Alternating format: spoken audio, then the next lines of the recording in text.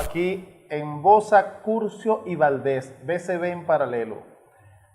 Ante todo queremos darles las gracias a ustedes por la receptividad que tuvo el primer programa. En este segundo programa esperamos que la receptividad sea aún mayor. Recuerden suscribirse al canal, ahí donde aparece, eso es gratuito, ahí donde aparece suscribirse, pues le dan allí, le va a salir una campanita, denle también a la campanita y no se le olvide a darle al like también. Eso es importantísimo porque eso ayuda a interactuar entre ustedes y nosotros. Lo que acabamos de escuchar se llama La Reunioncita, es un merengue venezolano, letra de Juan Carlos Sanz, y el intérprete es Gustavo Colina. Gustavo Colina es un falconiano nacionalizado zuliano, amigo de Tony y un excelente cuatrista, como pudieron ver. Fíjense, hoy lamentablemente Pascualina tampoco pudo estar con nosotros hoy. Tiene que resolver muchas cosas de la academia, incluso familiares, para tener el tiempo suficiente y necesario para estar aquí con nosotros. Pero pronto la tendremos con nosotros. Y hoy también, lamentablemente, nuestro hermano Alexis Calatayud tampoco pudo acompañarnos porque tuvimos algunos, digamos, impases en cuanto al tiempo en que íbamos a hacer el programa y él se comprometió en otra actividad que él realiza. Pues, es un músico profesional que tiene varias actividades. Hoy vamos a hablar de un tema sumamente interesante, importante y necesario. Para nosotros considero que es clave, es clave. Este es un tema, y yo creo, Tony, que vamos a tener más de un programa sobre este mismo tema, porque yo dificulto que hoy agotemos el tema. Vamos a hablar sobre la inflación. ¿Qué hay detrás de la inflación y todas esas cosas? Pero para eso, dejemos que nuestro amigo Tony nos diga. Bueno, la inflación quizás es uno de los temas, Juan Carlos, que la gente más fantasías se han tejido alrededor de la inflación. Y las explicaciones que vienen desde la academia a veces son unos relatos que parecen cuentos infantiles. Hoy nuestro hermano Juan Carlos va a presentar algunos videos donde vamos a ver cómo desde la ciencia, entre comillas, se pretende explicar un fenómeno que es bastante complejo. La inflación, por supuesto, que nos preocupa a todos, preocupa a la familia, preocupa la posibilidad futura de acceder a ciertos bienes, la educación, la salud. Es decir, la inflación es de esos fenómenos que trastoca toda la vida, no solamente de un país, no solamente de una región, Latinoamérica, sino directamente en cualquier proyecto de vida que tenga una persona, que tenga una familia, que tenga un estudiante, que tenga un trabajador, que tenga una persona que se quiere jubilar o que ya está a punto de jubilarse. Todas estas cosas que pueden preocupar a una persona en la sociedad está vinculado a la inflación. Pero no todos los discursos que intentan explicarla realmente la explican. ¿Y por qué no es así? Usted se preguntará, amigo, ¿por qué? Porque detrás de la inflación están los intereses. Está cómo yo me puedo quedar con una parte mayor de la tajada de lo que producimos todos en sociedad. Y la inflación sirve, entre otras cosas, Juan Carlos, para cambiar la matriz distributiva. Hoy vamos a discutir, vamos a ver algunos elementos de eso. Pues mientras tú estabas explicando, Tony, yo estaba colocando aquí, porque la inflación es una forma de redistribución de la riqueza, redistribución del dinero y las riquezas. ¿Okay? Y nos han hecho creer, y todos tenemos la sensación o la percepción de que la inflación es algo así como un virus. Sí, que se pega en el camino. Sí, que tú vas a cualquier país, anda de lo más tranquilo y de repente le pegó la inflación. Es más, y hasta contagioso puede ser en determinados momentos. Y además, como se explica, y como dijo Tony hace rato, muchos académicos, chicos, y les voy a dar una anécdota sobre eso. Yo le decía a un amigo economista y profesor universitario, por cierto, yo le decía, pero oye, ¿por qué ¿por qué estás empeñado en que el dinero genere inflación? ¿No? Porque eso es algo que vamos a ver aquí, vamos a ver hasta dónde eso es una verdad o una gran mentira. Por mi expresión seguramente ya deben saber hacia dónde vamos. Yo le decía, pero explícame entonces el mecanismo, dime cómo es el mecanismo según el cual el dinero genera inflación. Y él me lo explicó de una forma, tenemos a tiro el primer video. Vean la forma como ese profesor universitario me explicó por qué el dinero genera inflación. Vamos a verlo. Explicada con manzanas. Imagina que vives en un país en el que solamente existen 2 manzanas y 2 monedas. ¿Cuánto costaría cada manzana?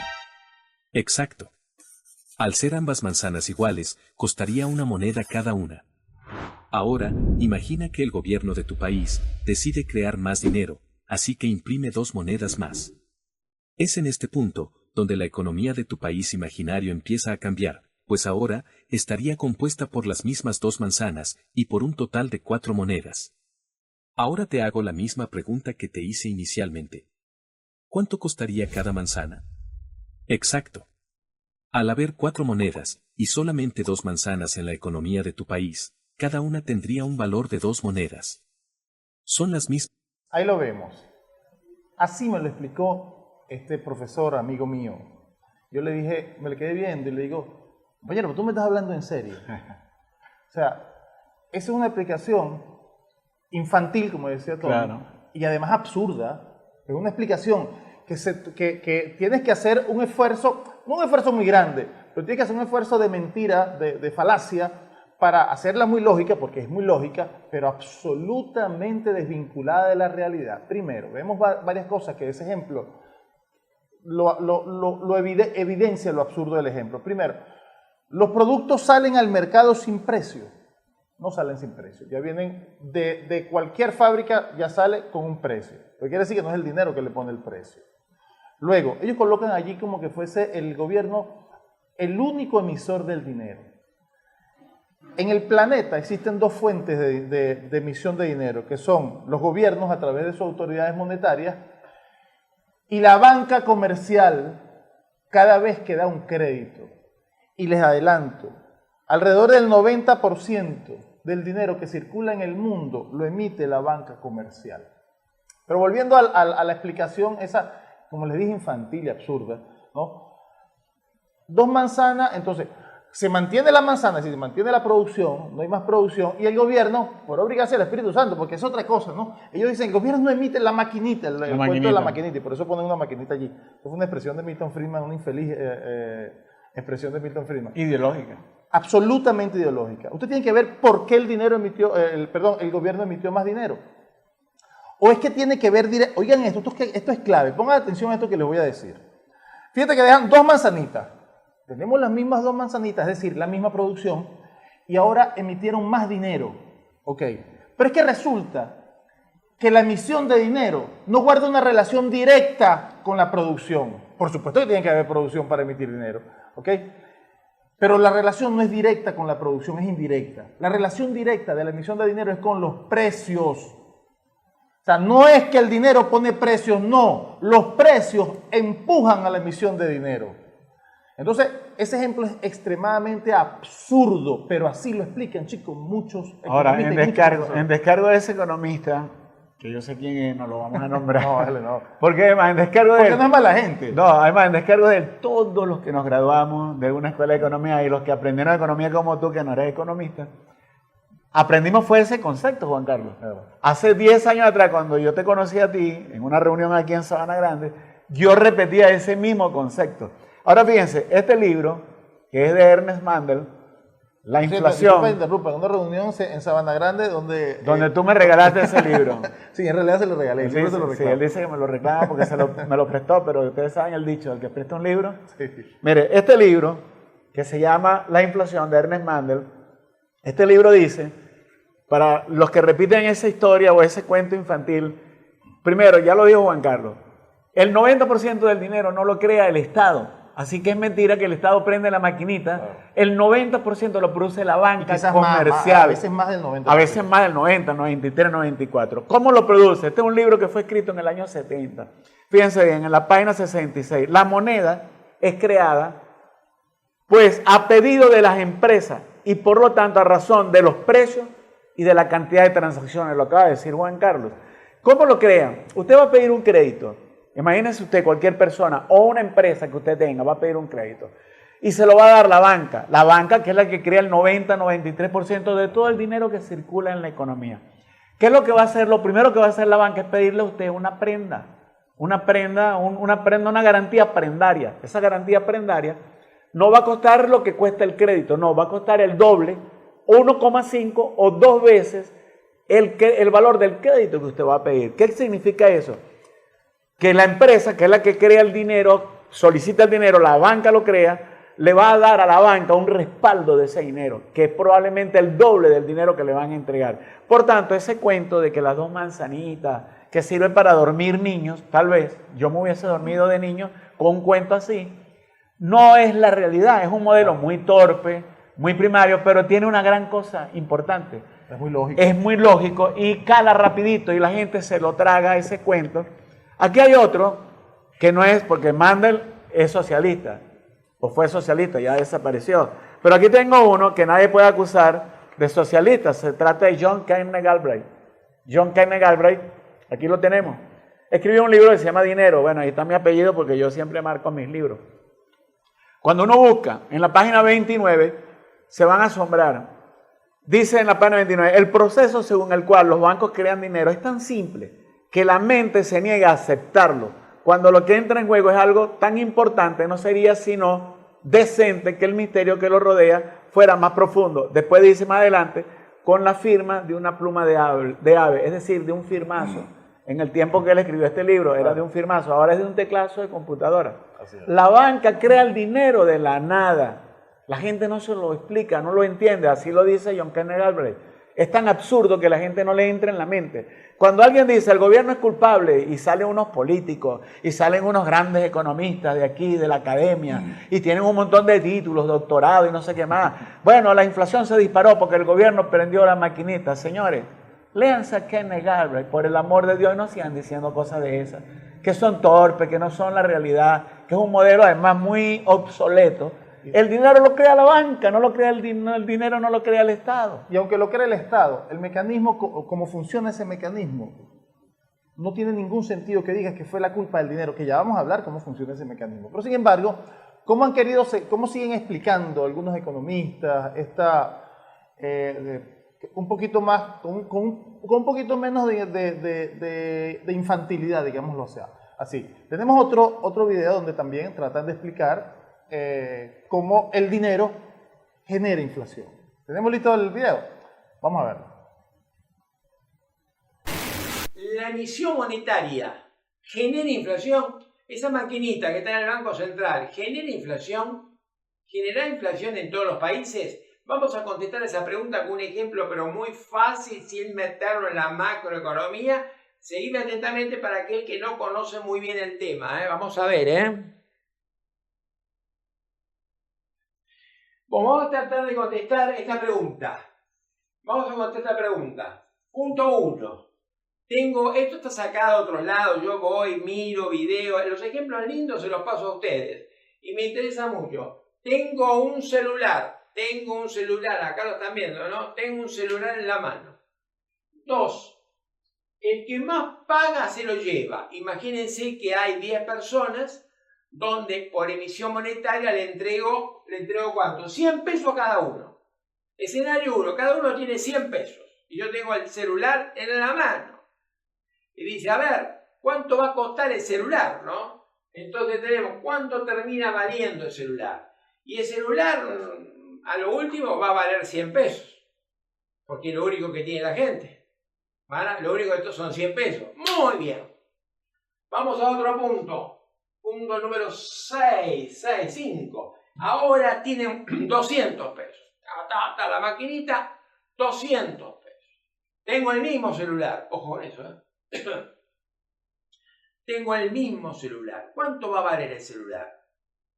200 pesos. A la larga 180, 200 pesos. Más el desafío ahora. Ahora tienen 500 pesos en su poder. Y me decís, ¿cuánto va a valer el celular? 500 pesos. El celular. Entonces alguien dice por ahí, ¿cómo puede ser, profesor?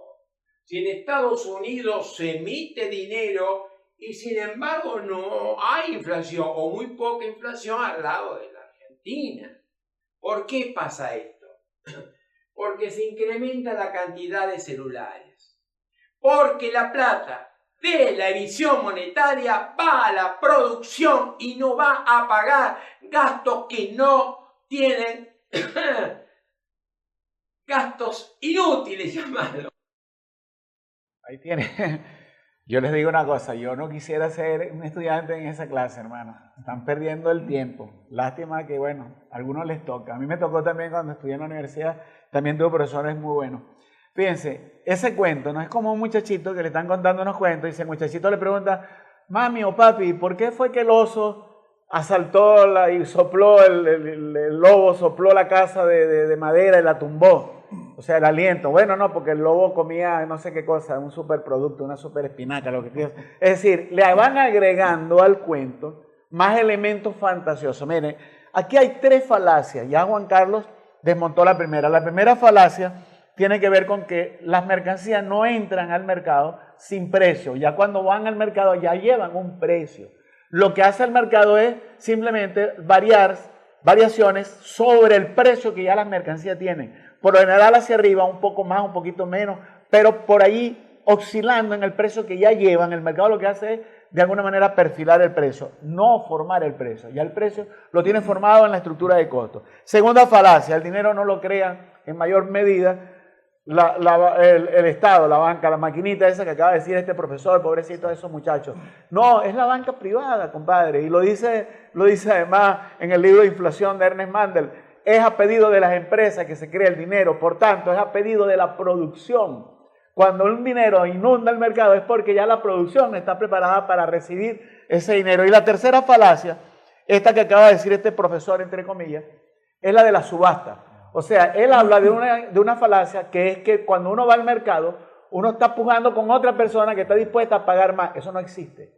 Eso sucede en algunos eventos llamados subastas, que los anuncian con tiempo y es sobre determinadas mercancías que son escasas, un cuadro de Picasso, un cuadro de Renoir, un cuadro al que le gusta mucho nombrar los economistas, este amigo holandés, ¿cómo se llama? Van Gogh, ese es el que más citan los economistas cuando quieren hablar. Hubo por ahí un bajoncito normal en nuestra vida de hoy. Entonces, eso de las subastas, de la que habla este profesor, no existe en la vida real. Usted va al mercado y usted va y le dice, deme 1 kilo de tomate. No va a venir otro y le va a decir, no, yo quiero ese kilo de tomate, yo pago más. Señores, eso no existe. Ese modelo, por eso es que es un cuento infantil. Así es. O sea, esa mentira. Ojo, y los marginalistas se basan en eso, ¿no? Sí. De que no, el otro ofrece más, porque es que tienen el descaro de decir que uno sale a la calle, uno consumidor, llamémoslo así, uno demandante, uno sale a la calle a ofrecer más. O chico, uno busca la manera de cada vez conseguir un precio menor. Eso es así. ¿Okay? Y sobrevivir. Pero tienen ese descaro. Pero ¿por qué ocurre eso? En el programa anterior, recuerda que nosotros hablábamos de que la economía, las teorías económicas, sobre todo las teorías económicas, incluso las leyes económicas, están absolutamente desvinculadas de la realidad. ¿Pero por qué se desvinculan de la realidad? Porque crean modelos abstractos como esto. O sea, se idean una sociedad donde solo el gobierno emite dinero, porque esa es otra cosa. Esto es otra cosa que usted tiene que tomar en cuenta. Y lo reto a que consigan lo contrario a lo que yo le voy a decir. Usted no va a conseguir una sola teoría económica donde el oferente, es decir, productores y comerciantes, tengan la culpa de nada, de ninguna distorsión en el mercado. La distorsión siempre, para las teorías económicas y los economistas actualmente, la distorsión siempre la genera el Estado, o a veces también la culpa es de los consumidores porque consumen mucho. Entonces consumen mucho y eso genera inflación. Entonces, miren, tanto las leyes y las teorías económicas no son neutrales, no son inocuas. Están diseñadas para fortalecer un sistema socioeconómico, en este caso el capitalismo, que es el que rige en el mundo, y proteger a una clase social, que es la clase social privilegiada dentro del capitalismo. Para eso están diseñadas. ¿Okay? De manera que cuando usted empieza a ver cómo se crean modelos abstractos, y ahí podemos hablar desde Adam Smith, cuando Adam Smith hablaba de esa competencia perfecta, ¿no? Donde era el mercado, o es el mercado el que determina los precios, es el mercado el que determina los precios y la cantidad de bienes que se ofertan, y es donde surge aquella famosa expresión de la mano invisible del mercado, un ente etéreo, ¿okay? Que es el que finalmente pone precios, quita precios, aumenta la producción. Pero es que además ellos describen cómo debe ser esa sociedad. Si la realidad no está dentro de la descripción que ellos mismos hacen, entonces la realidad está equivocada. ¿Entiendes? Y así podemos hablar de Leon Walras, de Alfred Marshall, incluso del mismo, y para mí uno de los que tuvo más acierto, John Maynard Keynes, que nosotros le hemos nombrado bastante, en su teoría general del empleo, el interés y el dinero, en ese libro famoso.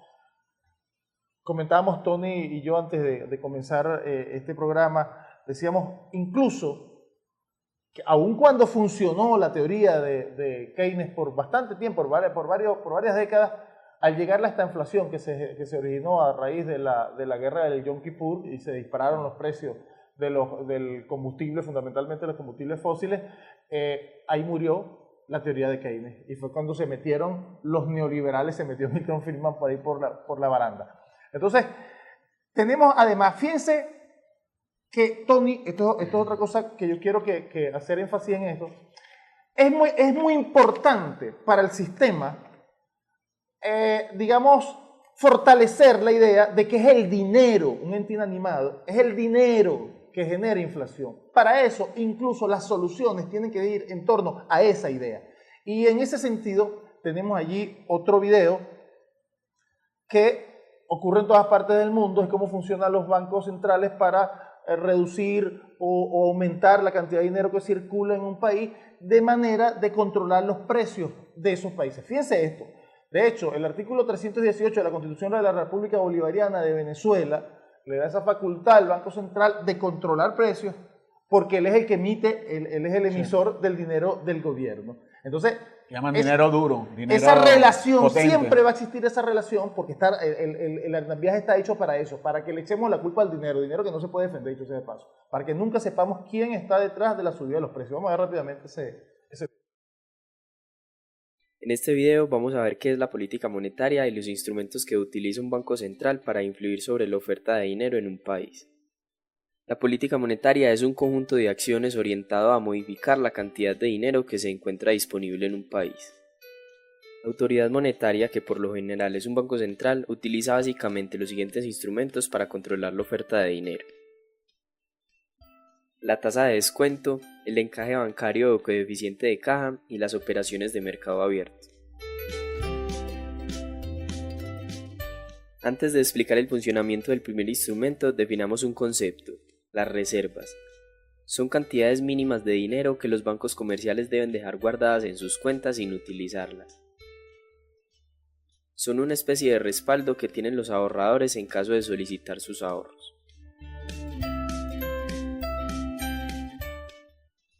Retomando, el primer instrumento es la tasa de descuento.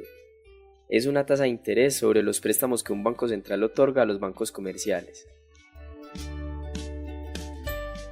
Estos piden préstamos ya sea porque no tienen reservas suficientes o porque tienen problemas de liquidez.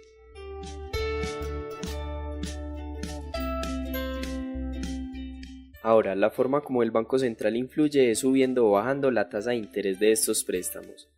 Si quiere aumentar la cantidad de dinero en la economía, baja la tasa de interés para incentivar a los bancos a pedir más reservas, las cuales pueden utilizar para hacer más préstamos a personas y empresas y de esta forma aumentar la cantidad de dinero en la economía.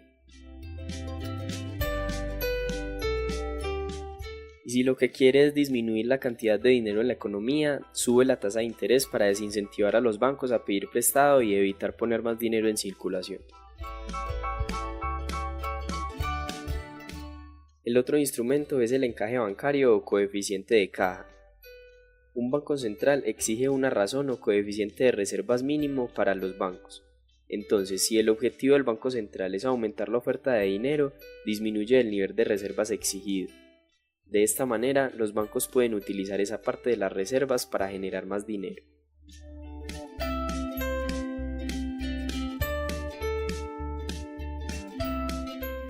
Si por el contrario el Banco Central desea disminuir la oferta de dinero en la economía, entonces aumenta el requerimiento mínimo de reservas. Y para terminar, estudiamos un último instrumento, las operaciones de mercado abierto. Está basado en la compra y venta de títulos de deuda pública. Aquí, si el Banco Central quiere aumentar la oferta de dinero, compra títulos en el mercado, y el dinero con el que compra estos títulos queda circulando en la economía y esto se traduce en un aumento de la oferta del dinero.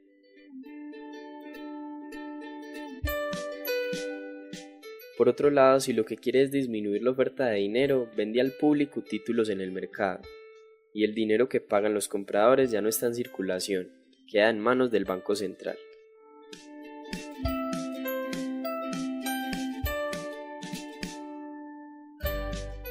Ahora sí, para finalizar, en este cuadro te dejo en resumen la forma en la que el Banco Central utiliza los instrumentos para...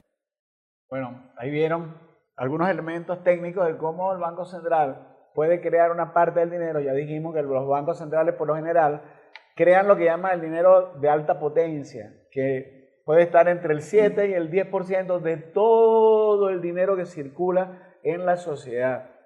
Por esto desmontamos el mito de la maquinita.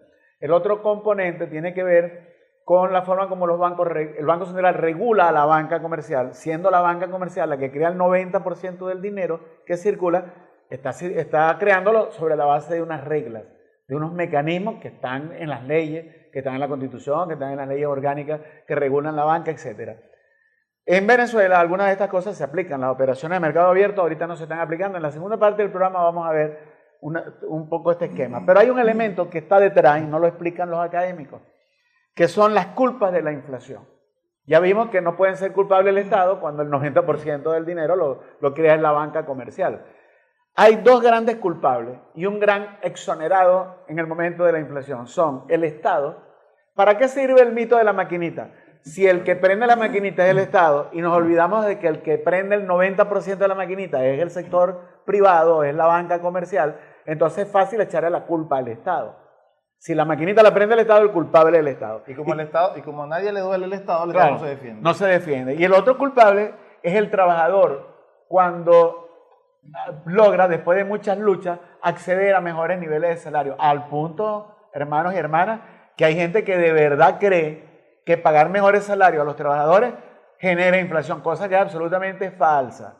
En la segunda parte del programa vamos a traer algunas cifras de Venezuela, de la liquidez real que ha circulado en nuestro país, para demostrar que todo eso es una falacia, para justificar y con esto termino la cita, para justificar algo que dijo Joseph Stiglitz en este libro que me regaló nuestro hermano Juan Carlos.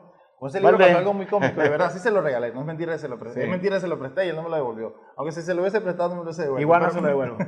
Pero con ese libro pasó algo muy cómico. Cuando yo conozco a Tony en ese momento, yo estaba leyendo ese libro, no lo había terminado de leer, lo había comprado recientemente.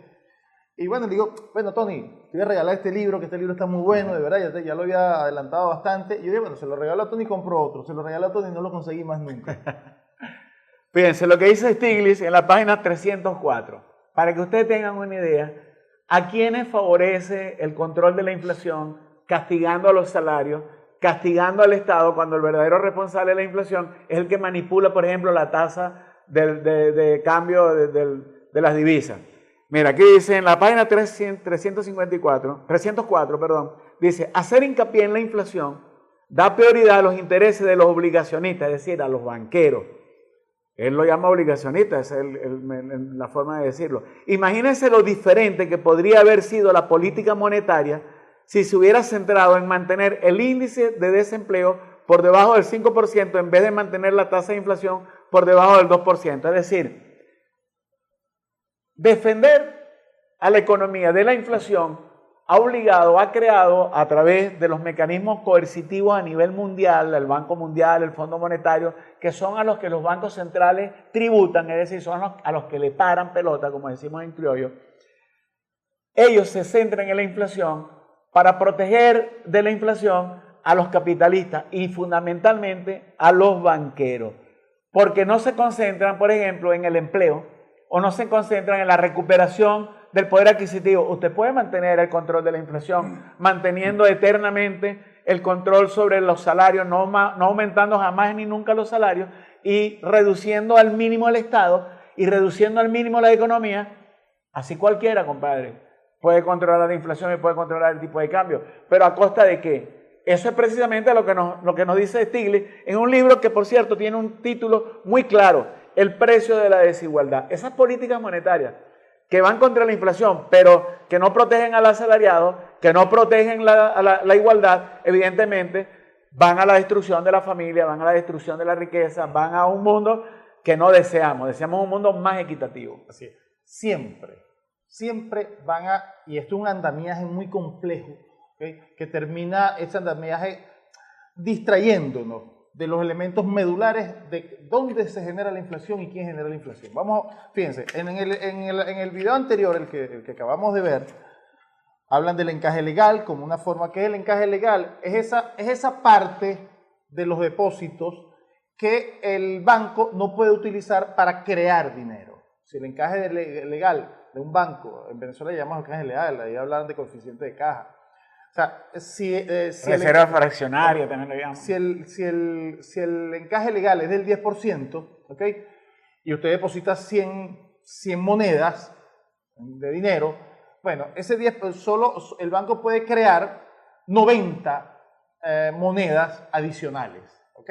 Porque tiene como referencia esa 90. El 10% no puede utilizarlo para crear dinero. Fíjate. Alguien seguramente va a decir, pues ya nos lo han dicho antes, de que Tony está equivocado cuando Tony dice que el gobierno solo puede crear o solo crea normalmente no más del 10% del dinero que circula.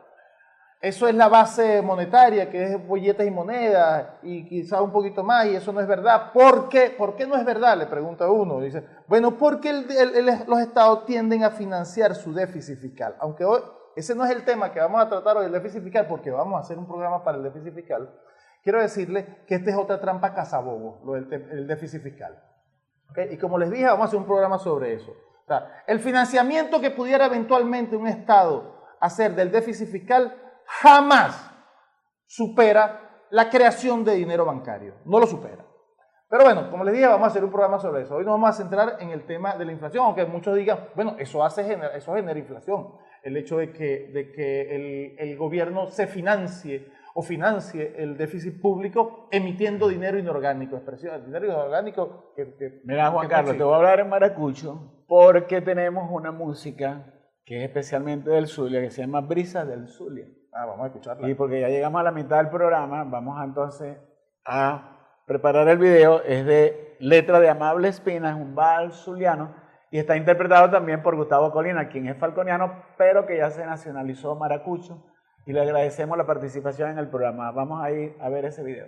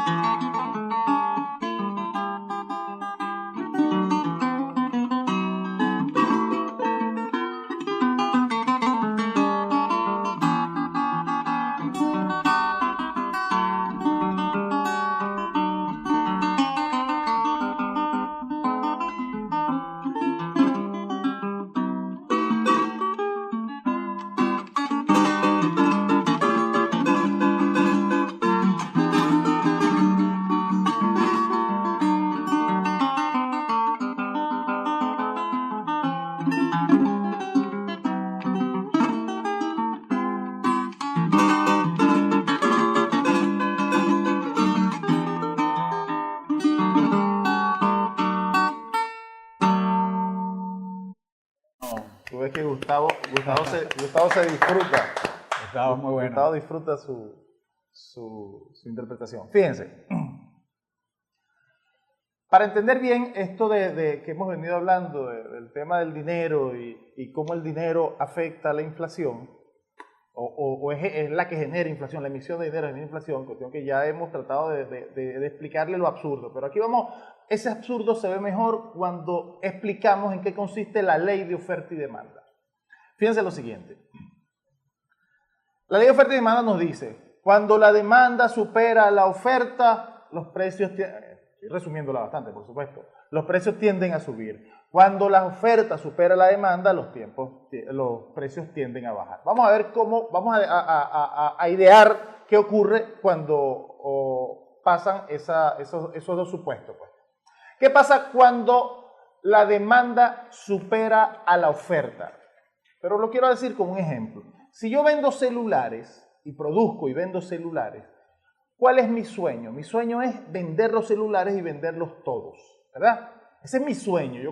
Y en el celular, en el precio del celular que sale de fábrica, el que sale de fábrica, porque yo lo estoy produciendo y además lo estoy vendiendo, lo estoy distribuyendo, en ese precio ya va mi ganancia. Y como yo aspiro a venderlos todos, ahí se materializa mi sueño si se vendieran todos. Bueno, cuando la demanda supera la oferta, o sea, hay más gente comprando celulares que cantidad de celulares que estamos vendiendo, yo estoy materializando mi sueño. Yo estoy vendiendo todos los celulares. Todos. ¿Por qué se sube el precio? Pues, ¿por qué dice la ley de oferta y demanda que el precio sube? Le voy a explicar por qué. Por una razón muy elemental. Cuando la demanda supera a la oferta, ¿verdad? se genera normalmente o se debe generar una escasez, obvio, si hay más gente comprando celulares que cantidad de celulares para satisfacer toda esa demanda, se va a generar una escasez. ¿Qué pasa ante la escasez? Ante la escasez, usted, que siente que necesita el celular y eso va a satisfacer su necesidad, tiene temor a no poderlo comprar, porque al ver que ya se ha escaseado el celular, ya no lo hay, ya no lo consigue en cualquier parte, usted tiene temor a no poder satisfacer esa necesidad. Y viene a mí a comprarme el celular y el celular dice 100. Y usted viene con sus 100 y me da los 100. Yo le digo, no, dame 200. ¿Y por qué me pide 200? Bueno, porque anda a buscarlo en otro lado, pues, ¿entiende? Yo me estoy aprovechando de su necesidad, pero más que de su necesidad, del miedo que le da a usted no satisfacer la necesidad. En consecuencia, yo subo el precio a voluntad. ¿Y qué parte del precio estoy subiendo? La ganancia. ¿Okay? Aprovechándome de eso. Esa es la razón por la cual suben el precio a voluntad, cuando la demanda supera la oferta. Eso es así. Y por eso es que se hace atractivo cuando se sube ese precio, cuando los precios empiezan a subir en esta situación, se hace atractivo para otros comerciantes irse hacia ese rubro, porque lo que se incrementa es la ganancia. ¿Okay? Porque el precio lo sube a voluntad, es decir, es un latrocinio. ¿Fue el dinero el culpable de eso? No, no fue el dinero. Fue la avaricia de quien expende los bienes. Porque si él no sucumbe ante su avaricia, es sencillamente lo vende al precio, lo sigue vendiendo y está ganando, como le dije, está materializando su sueño, está vendiendo todo. Ahora veamos el caso contrario, cuando la oferta supera la demanda. Hay mucha gente vendiendo celulares y muy poquita gente comprándolo. Yo, que vivo de vender celulares, oye, ¿cómo hago para que me compren a mí? Lo más elemental, que si yo no tengo red para hacer un marketing que haga que la gente crea que los celulares míos son los mejores, bueno, bajo el precio. Hasta donde yo pueda soportar la reducción de la ganancia. Hasta donde pueda sobrevivir. Hasta donde pueda sobrevivir. Pero me veo obligado a hacerlo. Yo estoy obligado a hacerlo porque si no puedo sucumbir en el mercado. En ese momento, yo bajo el precio por obligación. ¿Ok? Pero eso mismo que le estoy planteando, hay pocos oferentes muchos oferentes y pocos demandantes, también ocurre cuando la gente no tiene plata. ¿Okay? Cuando la gente tiene muy poquita plata para comprar las cosas, entonces la oferta se hace abundante, no es más abundante la oferta, solo que la gente no tiene con qué comprarla y me veo en la misma situación, yo oferente, me veo en la misma situación, digo, oye, si la gente no tiene cómo comprar, tengo que bajar el precio para ver si agarro algo de la demanda, ¿entiendes? Eso es perverso. Eso es perverso. Dese en cuenta que no es el dinero. El dinero, si lo vemos desde el punto de vista de la lógica, Tony, el dinero en ese caso es una condición suficiente, pero no necesaria. Claro. No es necesaria. Lo necesario es que yo oferente, me aproveche de esa situación para incrementar mis ganancias con menos esfuerzo. Eso es lo necesario. Y como así piensan los liberales, los neoliberales, Tony, que el dinero es definitivamente el que sube precios. Ellos tratan que el Estado, y como le echan la culpa siempre al Estado, el gobierno es el que emite dinero, siempre, porque tampoco tiene quien le duela, terminan creyéndose eso. Y cuando hay un presidente neoliberal, absolutamente neoliberal, su esquema mental lo hace decir cosas, desde nuestra perspectiva, locas, como la que vamos a ver. Si tenemos el último de la primera etapa, a tiro, lánzalo, pues. ¿Qué ha sucedido en los primeros 100 días de mandato de Javier Milei en Argentina? Una de las primeras medidas del ultraliberal fue reducir la cantidad de ministerios a la mitad. También suspendió las obras públicas y ha ordenado cerrar instituciones estatales. Argentina cerró el año pasado con la inflación más alta a nivel mundial. Sin embargo, la inflación mensual bajó del 20% en enero al 13,2% en febrero. Por otro lado, la pobreza ha ido en aumento. Un estudio señala que en enero casi el 60% de los argentinos se encontraba en la pobreza. Mira, quisiera, primero, hay formas, a algunos economistas no les importa realmente lo que le pase al pueblo, y a algunos gobernantes no les importa realmente lo que le pase al pueblo mientras cuadren sus cifras. Así es. Votar a 24.000 empleados públicos para tener cero déficit fiscal además que es un crimen, es una estupidez. Porque se supone que la economía y los gobiernos son para favorecer al pueblo. Si no, no tienen sentido. Nadie vota. Yo me imagino cuántas personas estarán arrepentidas en este momento. De votar por mi ley. El problema de la inflación y el problema de todo lo que está alrededor de la inflación es un problema de poder y es un problema de lucha de clases. Lo dijo Juan Noyola Vázquez en los años 50 y es la teoría que nosotros asumimos, el estructuralismo latinoamericano, para explicar la inflación. Pero vamos a ver un video, que es un video que nosotros hemos hecho a mano. Permíteme, con una, Tony, hacer ¿cómo un no? comentario muy breve antes que veamos ese video. Pónmelo acá. Fíjate lo siguiente. Ese video que acabamos de ver arranca él diciendo, no hay dinero. Señor, el que emite el dinero no puede decir que no tiene dinero, eso no tiene sentido. O sea, que la gente tiene que pasar hambre en Argentina, ¿ok? Porque tú no vas a emitir dinero para satisfacer las necesidades del pueblo. Eso es una locura. Ahora sí, veamos el video de los cómics, el de los sí.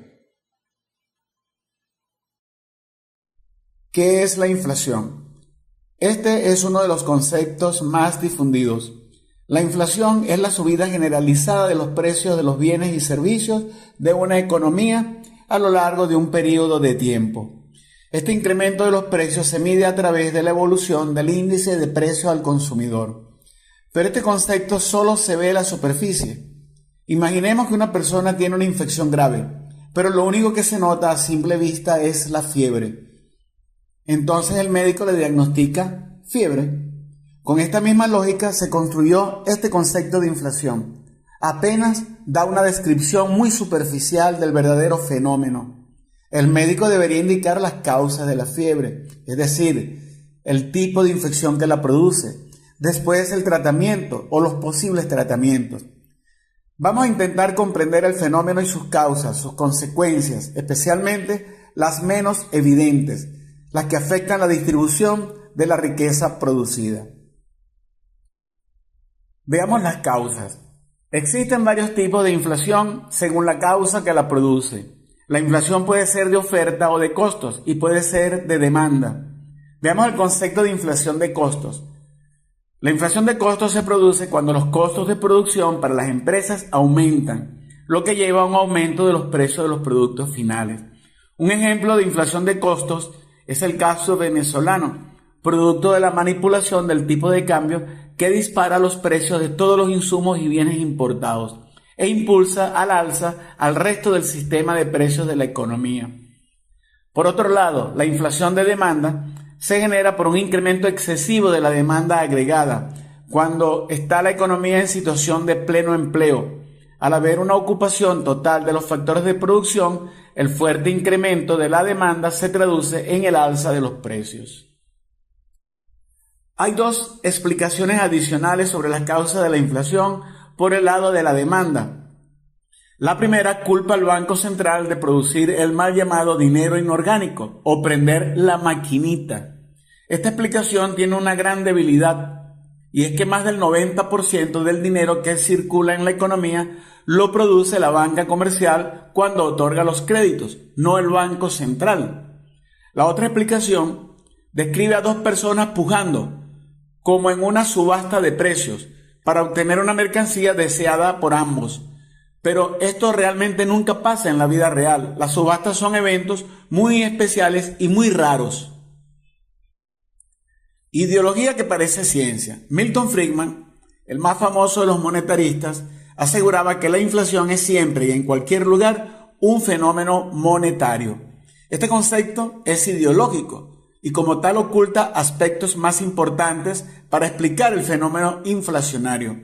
El primer problema de este concepto es que se le atribuye a un objeto inanimado, el dinero, ser causante de un problema de orden económico y por tanto de orden social, o mejor dicho, del comportamiento de seres humanos dentro de una sociedad.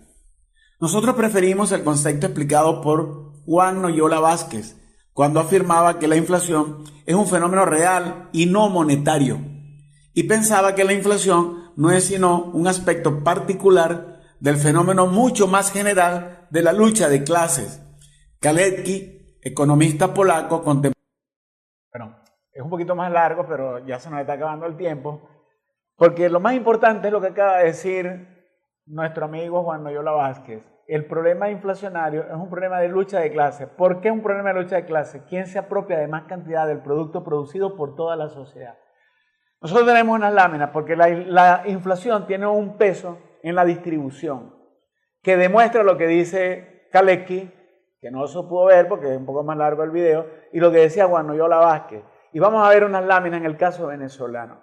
Vamos a pasar la primera lámina. Tenemos ahí la primera lámina. Este es un cálculo que hizo la profesora Pascualina Curcio de entre el año 2014 y 2017, porque fue hasta el año en que el Banco Central de Venezuela hizo pública esta cifra, donde se ve, por ejemplo, la parte roja dice remuneración de los asalariados, que todos los componentes que implican el pago a los asalariados. Tenía 36% en el año 2014. 3 años después, en el año 2017, ustedes pueden ver cómo pasó del 36 al 18, es decir, se redujo a la mitad. Mientras que la parte de excedente de capital, es decir, la parte que va a pagar al capital, pasó del 31 al 50%. Pero fíjense este detalle, vamos a ver la segunda lámina. Yo quiero que veamos esta secuencia de láminas donde se demuestra que el problema inflacionario no es un problema monetario, es un problema distributivo. Por tanto, es un problema de puja, de lucha de clases. Ahí tenemos la segunda lámina, fíjense. Para que veamos más claro cómo aumentó, la parte azul de arriba es la destinada a los empresarios. Pasó del 31 al 50%. Eso en términos de proporción. Pero vamos a ver la siguiente lámina, donde vamos a ver los valores reales. Es decir, yo podía comprarme con esa cantidad anterior un carro. Bueno, ahora puedo comprar más que un carro, porque gané más incluso cayendo el Producto Interno Bruto. Veamos esta lámina, fíjense. El Producto Interno Bruto cayó 34,4%. Es decir, el nuevo Producto Interno Bruto, es decir, todo lo que se produce en sociedad del año 17 era el 65,6% del año 14. Es decir, cayó, se redujo. Pero aún cayendo el Producto Interno Bruto, la burguesía no ganó menos, ganó más. Para que ustedes vean cómo el sacrificio se le puso en los hombros a la clase trabajadora. Vamos a ver la otra lámina. Esto da cuenta, en la otra lámina, de lo que ha significado el sacrificio que ha hecho la clase trabajadora y no el sector empresarial. ¿Por qué digo esto? Porque la inflación, y en este caso un proceso hiperinflacionario, sirvió para cambiar el esquema distributivo. Tenemos la otra lámina a punto, vamos a ver la otra lámina. Fíjense bien, la burguesía en el año 2014 ganó una cantidad de dinero equivalente al 31% del Producto Interno Bruto. Pero en el año 2017 ganó 5,8% más en términos reales. Vamos a ver el otro cuadro, que es donde se establecen las cantidades ya exactas en valores, se toma un año base, así hacen los economistas, un año base. Cuando los valores son llamados valores reales, tú tomas un año base que lo pones el 100%, este año es el 1997, estos son cálculos hechos por la profesora Pascualina Curcio. Veamos esta lámina, para que veamos, fíjense, la burguesía ganó 18.541 millones, los 18.541.179 en el año 2014, en precios de valores reales del año 97. El año 2017, en vez de ganar 18.000, ganó 19.000, compadre. No solamente no perdió, con un Producto Interno más chiquito, ganó más. ¿Qué significa esto? Que no hubo sacrificio de parte de la burguesía. El sacrificio se lo puso en los hombros a la clase trabajadora. Y en la última lámina que queremos ver, antes de darle la palabra al compañero Juan Carlos, se ve la cifra que ha tenido que pagar el trabajador, que ha dejado de percibir de manera violenta. Esta es una forma de violencia contra los trabajadores. Aquí están las cifras de lo que ha perdido la clase de trabajadores entre el año 17, 18, 19, 20, 21 y 22, suponiendo que el deterioro de la matriz distributiva del año 17 no empeoró, cosa que creemos que no es cierta. Seguramente empeoró, la distribución es peor que en el año 17. Fíjense lo que perdió la clase trabajadora. Año por año, con cálculos del Producto Interno Bruto publicados por la OPEC. Como el Banco Central no está publicando el Producto Interno Bruto de Venezuela, tomamos los datos de la OPEC. Abajo está la fuente. OPEC. La clase trabajadora, lo menos que ha perdido en estos 7 años, ha sido 112.265 millones de dólares, compadre. Estamos hablando prácticamente de una cantidad que es 4 veces el Producto Interno Bruto de un año o de un país como como El Salvador o como Guatemala. Es decir, estamos en una situación donde ahí están las cifras. Las cifras no necesitan mayor explicación ideológica, es la pérdida real, Juan Carlos. Sí, fíjense. Bueno, ya tenemos que irnos, pero como les dije yo al inicio de este programa, esto tiene mucha tela que cortar, y creemos nosotros, Tony y mi persona, creemos que es muy importante que sigamos analizando este tema, que sigamos profundizando en este tema, que sigamos develando las mentiras que hay detrás del tema de la inflación, porque hasta este preciso instante, yo creo que pudimos haber demostrado que la inflación, voy a utilizar la frase de Milton Friedman, un poquito, modificada, Claro. es en cualquier sitio y en todo momento un problema de avaricia y especulación. Eso podemos demostrarlo, no es un problema monetario. El dinero no se puede defender. Entonces, doctor Tony. Bueno, cerrando, concluyendo, este ha sido el segundo programa. Tenemos que darle las gracias a todas las personas que nos acompañaron. No se olviden de suscribirse. Suscríbanse, denle click. Denle like. Denle like. Hay algunas preguntas que nos y hicieron. La campanita. Hay algunas preguntas que nos hicieron, las vamos a contestar en los próximos programas. No crean que aquí las tenemos. Sí, aquí las tenemos ya. Las tenemos ya porque creo que algunas incluso trasvasan el tema del día de hoy. Pero vamos a seguir con ustedes. Muchas gracias por todo. Hasta luego.